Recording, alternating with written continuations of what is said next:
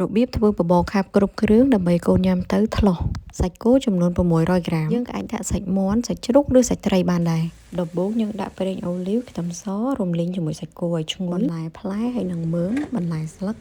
យើងរំលីងជាមួយសាច់បន្ទាប់មកយើងដាំបបរយើងចាក់ចូលគ្នាទៅ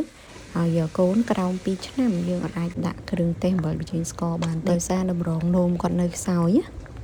អញ្ចឹងកូនចាប់ពី2ខួបឡើងយើងអាចដាក់អំបិលហើយនឹងប្រេងខ្យងបន្តិចប្រភេទបន្លែក៏យើងអាចដូរតាមថ្ងៃបានដែរយើងអាចផ្លាស់ប្ដូរគ្នាដើម្បីប្លែករសជាតិញ៉ាំតាំងពីអាយុ6ខែឥឡូវអាយុ2ឆ្នាំហើយខាប់គ្រប់គ្រឿងនេះកូនខ្ញុំគាត់ខានញ៉ាំតែ1ថ្ងៃឬក៏2ថ្ងៃគាត់ស្រកគីឡូ